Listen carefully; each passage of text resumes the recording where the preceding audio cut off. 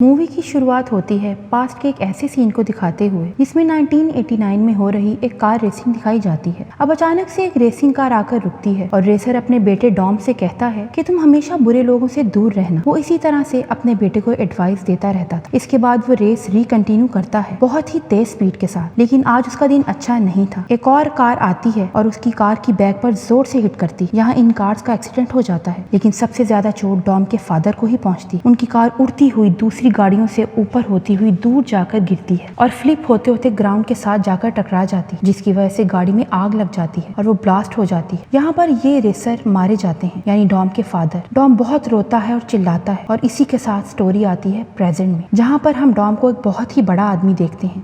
उसका छोटा सा 3-4 साल का बेटा होता है और उसकी वाइफ उसके साथ बहुत खुश होती है। वो एक पीसफुल फॉरेस्ट में बहुत खुश जिंदगी गुजार रहे थे। यहाँ पर हमें डॉम एक ट्रैक्टर रिपेयर करता हुआ दिखाया जाता है कि तब ही वहाँ पर एक गाड़ी आकर रुकती है। डॉम और उसकी वाइफ अलर्ट हो जाते हैं और उन पर गन पॉइंट कर लेते हैं। तभी उस गाड़ी में से एक आदमी बाहर आता है और अपने हाथ ऊपर करके कहता है, डॉम, मैं यहाँ तुमसे मिलने आया हूँ, मैं दुश्मन नहीं हूँ, गौर से देखो। उस गाड़ी में से जो टोटल लोग निकले थे वो 3 होते हैं। एक आदमी जिसका नाम तेज होता है, उसका साथी और एक और लड़की। वो लोग डॉम को बताते हैं कि एक बूढ़े आदमी ने उन्हें बताया है कि साइफर, जो कि एक सुपर विलन है, वो एक बहुत खतरनाक औरत है। उसको पकड़ तो लिया गया था, पर पर्पसली यानी जानबूझकर जिस प्लेन में उसको पकड़ कर ले जाया जा रहा था उसे क्रैश कर दिया गया ताकि लोगों को लगे कि वो मर गई है। उस वक्त बूढ़े आदमी का उस पर पूरा होल्ड था कि उसने उसको पकड़ लिया था, लेकिन वो फिर भी भाग गई। अब इस टीम में से जो लड़की होती है वो डॉम को फोर्स करती है कि आप हमारे साथ उस जगह पर आएं जहां पर ये प्लेन क्रैश हुआ था, ताकि हम वहां से कुछ एविडेंसेस इकट्ठे कर सकें। पर डॉम कहता है, नहीं, मैं अब रिटायर्ड हूँ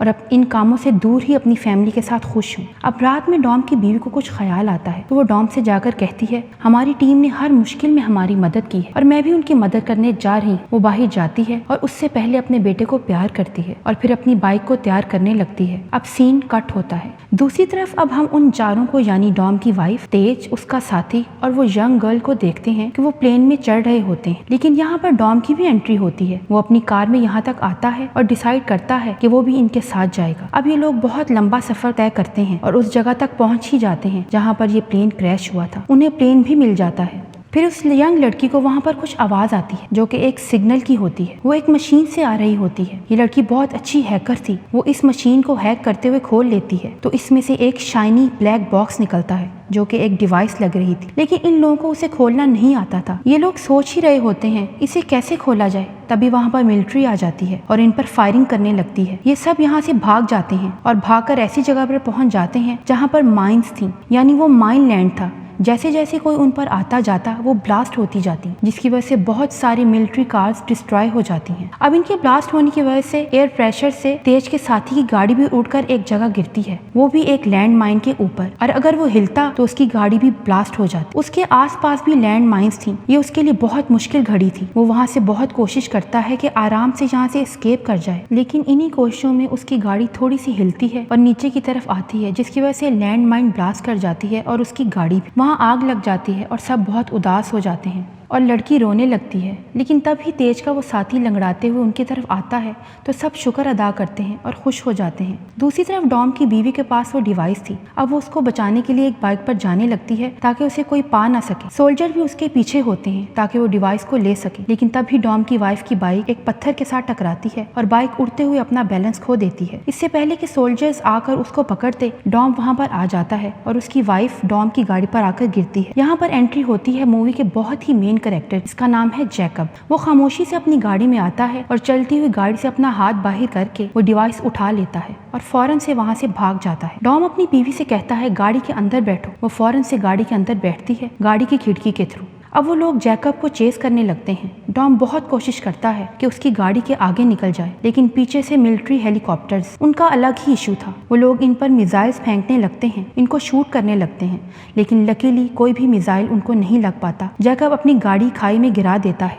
बिना किसी डर के, क्योंकि वो ये डिवाइस किसी सूरत में इनको नहीं दे सकता था। पर उसके गिरने से पहले ही एक प्लेन आता है और अपनी मैग्नेटिक फील्ड ऑन करते हुए उसकी कार को अपने साथ स्टिक कर लेता है। अब मिलिट्री इन दोनों के पीछे होती है, इनकी कार्स पर ब्लास्ट करने लगती है, लेकिन डॉम भी अपनी गाड़ी को उस खाई में ले जाने लगता है। उसकी वाइफ उसे कहती है आगे ब्रिज नहीं है, लेकिन डॉम उसे ट्रस्ट करने का कहता है और खाई की तरफ गाड़ी ड्राइव कर लेता है। वहाँ पर एक छोटा सा पिलर होता है जिसके साथ एक रस्सी बंधी होती है। अब डॉम उसकी तरफ गाड़ी ड्राइव करता है और उस रस्सी से होते हुए गाड़ी उसी रस्सी के साथ अटैच हो जाती है और फ्लिप करते हुए दूसरी हिल पर पहुंच ही जाती है। अब वो ओल्ड मैन अपने प्लेन से ही उन सबको वहाँ बुला लेता है। यहाँ डॉम की वाइफ सबको बताती है कि जैकब कोई और नहीं बल्कि डॉम का ही भाई है। जब डॉम के फादर का एक्सीडेंट हुआ था तब जैकब भी वहीं था। एवरीवन वाज सेइंग कि उनकी डेथ जैकब की वजह से ही हुई। वहाँ पर डॉम को काफी गुस्सा आ जाता है और वो उसी आदमी के मुंह पर पंचेस मारने लगता है, लेकिन वो आदमी ज्यादा जख्मी हो जाता है तो डॉम को जेल हो जाती है। जब डॉम जेल में जाता है तो देखता है कि जैकब भी वहीं है, तो वो सोचता है कि हो सकता है वो आदमी सच कह रहा हो, तभी तो जैकब यहाँ पर आया है। तो वो जैकब से कोई बात नहीं करता। अब सीन आता है प्रेजेंट की तरफ, जब जैकब साइफर को वो डिवाइस देते हुए कहता है कि इसका दूसरा पार्ट खोया हुआ है। अब साइफर उसको बताती है कि इसका दूसरा पार्ट लंदन में है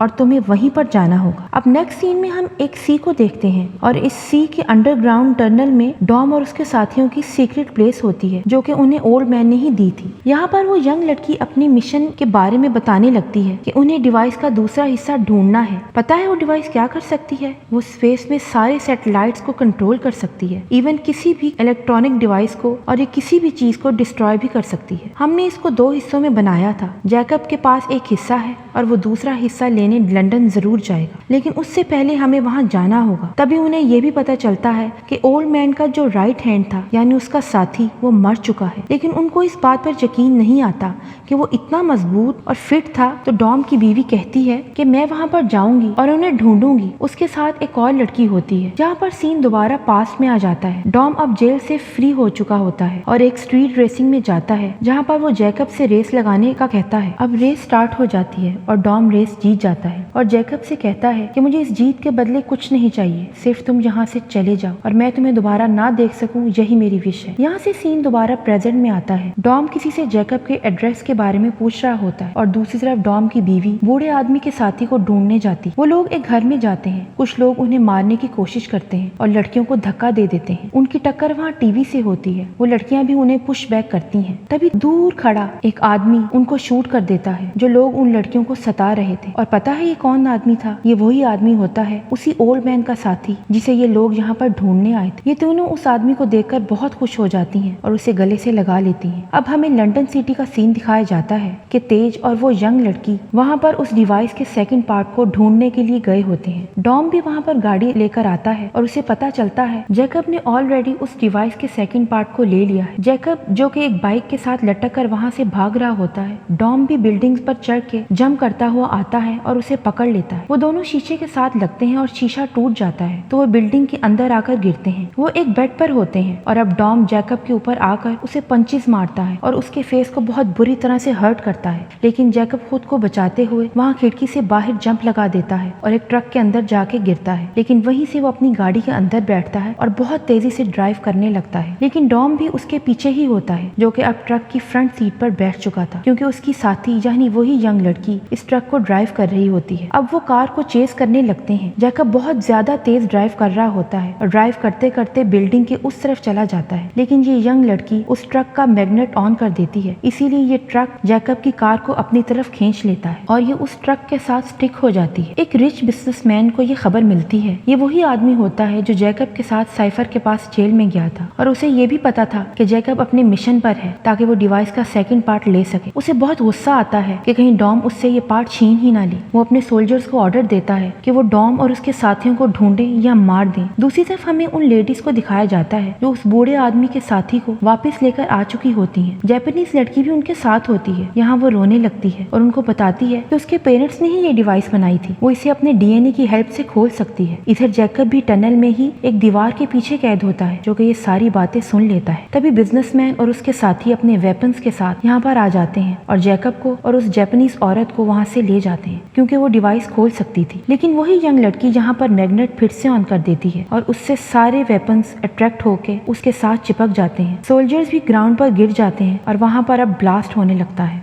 जिससे टनल की दीवारें गिरने लगती हैं और इसमें काफी सारे सोल्जर्स मारे जाते हैं। लेकिन उनमें से कुछ सोल्जर्स ने डॉम को भी कैद कर लिया था और उसे पानी में फेंक देते हैं। उसकी वाइफ ये देख के चिल्लाने लगती है। अब कुछ देर बाद डॉम को होश आता है तो वो देखता है कि उसकी बीवी उसकी आंखों के सामने है, क्योंकि उसकी बीवी ने उसे डूबने से बचा लिया। यंग लड़की उन्हें बताती है कि जैकब स्पेस में एक सैटेलाइट भेजे ताकि वो डिवाइस को इनिशिएट कर सके, उसे चला सके। तो डॉम कहता है कोई बात नहीं, हम भी स्पेस में जाएंगे। अब उस तरफ जैकब और बिजनेसमैन एक साथ हो चुके होते हैं और उस सैटेलाइट को स्पेस में लॉन्च करने वाले होते हैं। साथ ही साथ उन्हें डिवाइस के दोनों हिस्से लगाकर उसे जोड़ लिया होता है और फिर वो 2 ट्रक्स में निकल जाते हैं। एक ट्रक में जैकब और बिजनेसमैन होता है, जबकि दूसरे ट्रक में वही जापानीज लड़की होती है। जैकब कंट्रोल करने लगता है उसी डिवाइस से सैटेलाइट को। डॉम भी अब उसी तरफ आने लगता है। तेज और उसका साथी स्पेस में जाने के लिए निकल पड़ते हैं, अपने कॉस्ट्यूम्स पहन लेते हैं। वो एक ऐसी स्पेसशिप में बैठते हैं जो दिखने में गाड़ी जैसी लगती है, लेकिन उसके साथ नेट्रेस भी अटैच होते हैं जो कि अचानक से ऑन हो जाते हैं, जिनमें से आग आने लगती है और वो स्पेस से तेजी से स्पेस की तरफ ट्रेवल करने लगती है और ये मिशन सक्सेसफुली इनिशिएट हो ही जाता है। डॉम और उसके दूसरे साथी गाड़ियों के मैग्नेट ऑन कर देते हैं, जिसकी वजह से उन सोल्जर्स की गाड़ियां इनके साथ अटैच होने लगती हैं। ट्रक में बिजनेसमैन जैकब से कहता है क्या तुम छत पर जा सकते हो? एंटीना हिल गया है और मैं कनेक्ट नहीं कर पा रहा। अब जैकब उस बस की छत पे, यानी जो उस ट्रक की छत है, उस पे एंटीना को ठीक करने जाता है। तभी एक हैवी सा आदमी उसके पास आता है जो कि उसे मारने के लिए वहाँ आया। तो जैकब बिजनेसमैन से कहता है ये यहाँ पर क्यों आया है और मेरी तरफ क्यों बढ़ रहा है? तो बिजनेसमैन से कहता है जैकब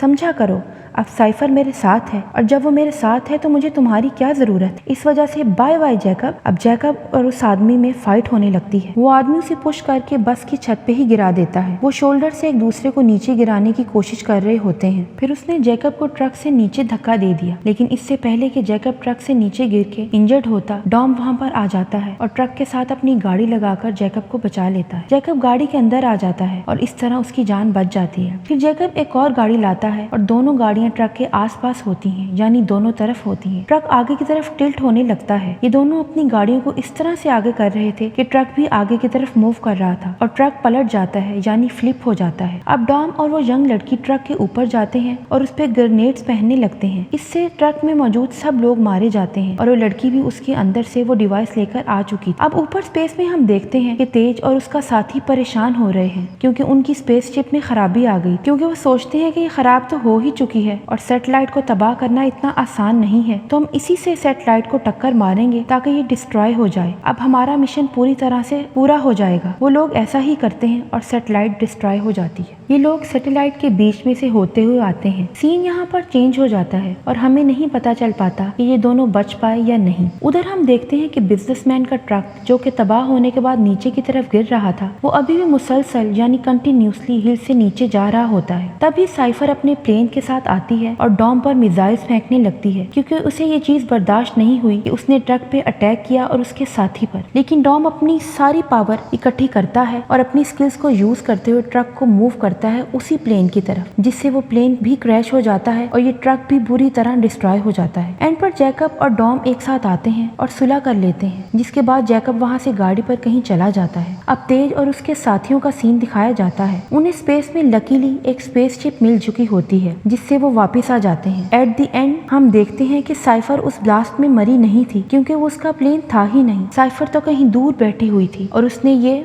ड्रोन भेजा था जो कि प्लेन की शक्ल का था, जिससे वो दूर बैठकर कंट्रोल कर रही थी और यही ड्रोन क्रैश हुआ था। तो न जाने साइफर अब इन लोगों के अगेंस्ट क्या क्या करती। लेकिन इसी के साथ ये मूवी का पार्ट यहीं पर खत्म होता है।